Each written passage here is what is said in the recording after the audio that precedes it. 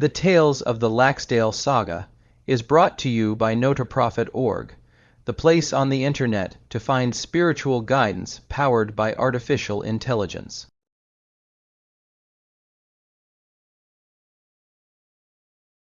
The Laxdale Saga Part 14, the last chapter in this saga chapter LXXVI, the drowning of Thorkell, AD.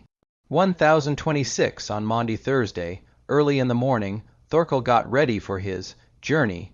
Thorstein set himself much against it, for the weather looks to me uncertain, said he. Thorkell said the weather would do all right, and you must not hinder me now, kinsman, for I wish to be home before Easter. So now Thorkell ran out the ferryboat and loaded it. But Thorstein carried the lading ashore from out the boat as fast as Thorkell and his followers put it on board. Then Thorkell said, "Give over now, kinsman, and do not hinder our journey this time. You must not have your own way in this."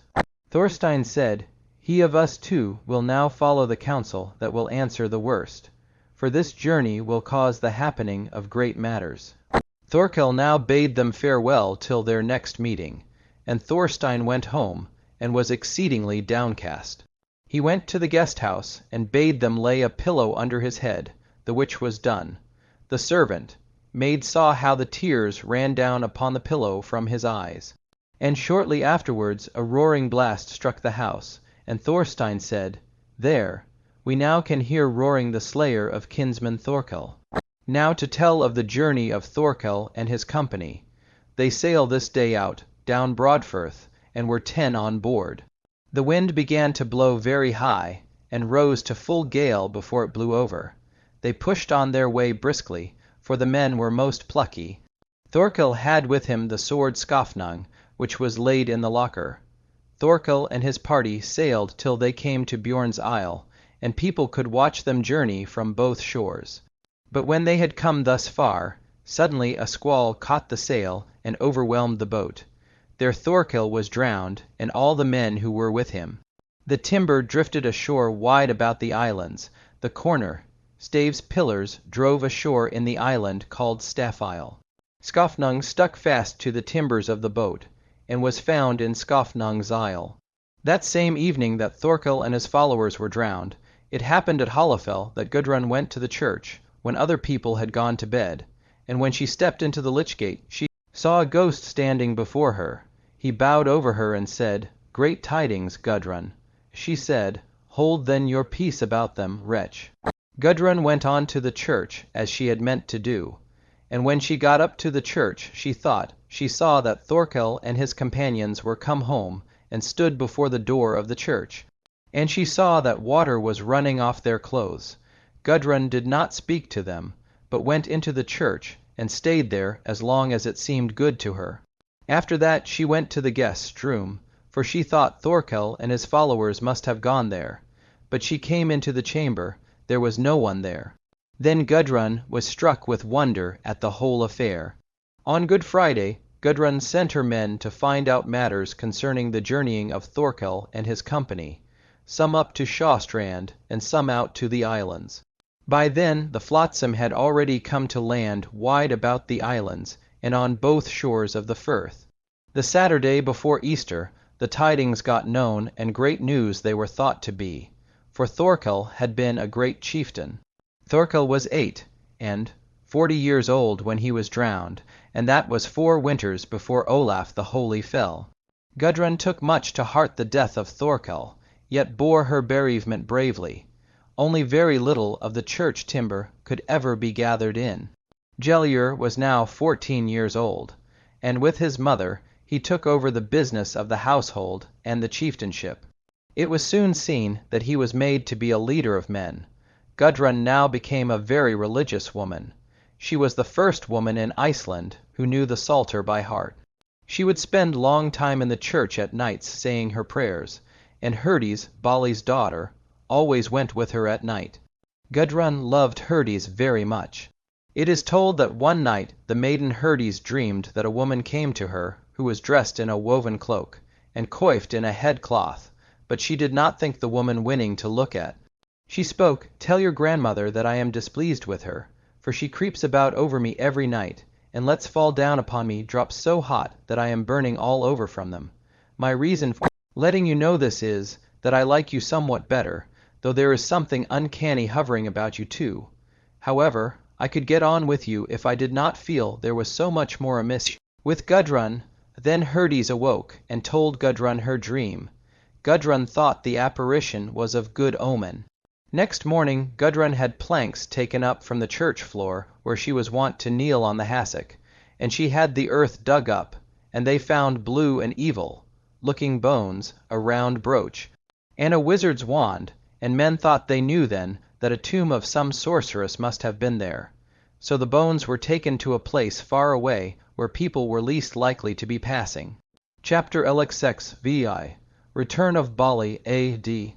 1030, when 4 winters were passed from the drowning of Thorkell Eyjolfsson, a ship came into Islafirth belonging to Bolli Bollisson, most of the crew of which were Norwegians.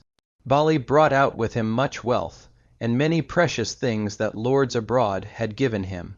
Bolli was so great a man for show when he came back from this journey that he would wear no clothes but of scarlet and fur, and all his weapons were bedight with gold.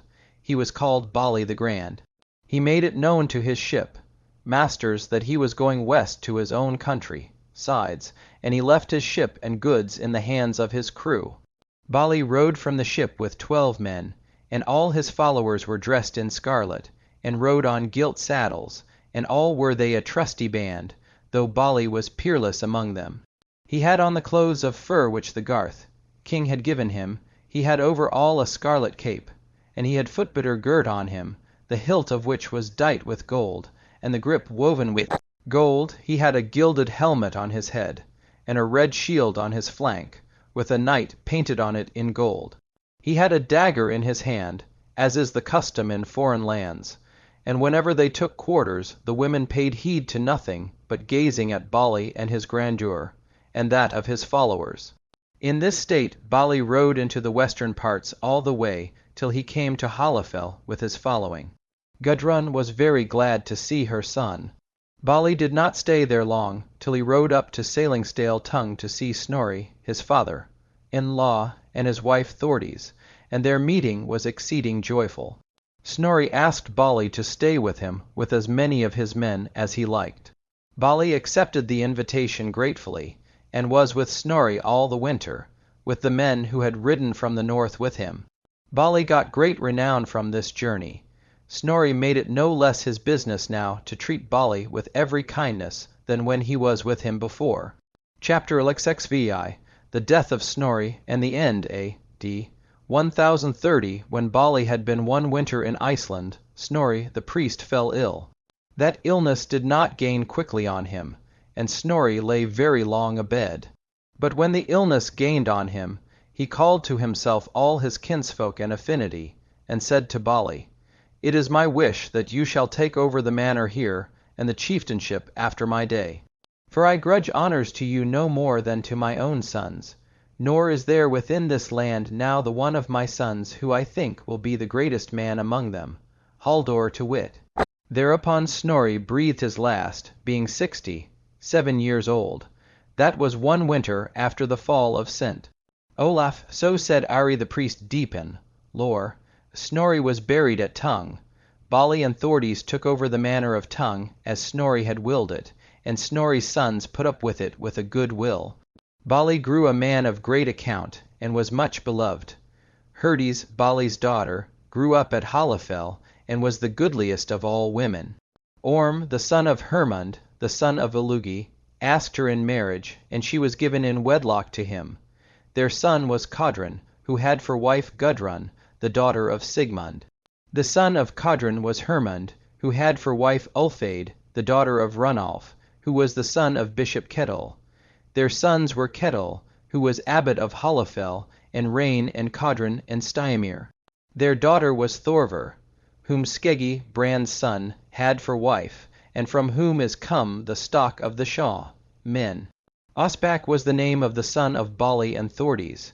The daughter of Ospak was Gudrun, whom Thorarin, Brand's son, had to wife. Their son was Brand, who founded the benefice of Housefell. Gellir, Thorkell's son, took to him a wife, and married Valgerd, daughter of Thorgils Erisson of Reekness. Gellir went abroad, and took service with King Magnus the Good, and had given him by the king 12 ounces of gold, and many goods besides. The sons of Gellir were Thorkell and Thorgils, and a son of Thorgils was Ari the Deep, in lore. The son of Ari was named Thorgils, and his son was Ari the Strong. Now Gudrun began to grow very old, and lived in such sorrow and grief as has lately been told. She was the first nun and recluse in Iceland, and by all folk it is said that Gudrun was the noblest of women of equal birth with her in this land. It is told how once upon a time Bolli came to Hallafell, for Gudrun was always very pleased when he came to see her, and how he sat by his mother for a long time, and they talked of many things. Then Bolli said, "Will you tell me, mother, what I want very much to know? Who is the man you have loved the most?" Gudrun answered, "Thorkell was the mightiest man and the greatest chief, but no man was more shapely or better endowed all round than Bolli.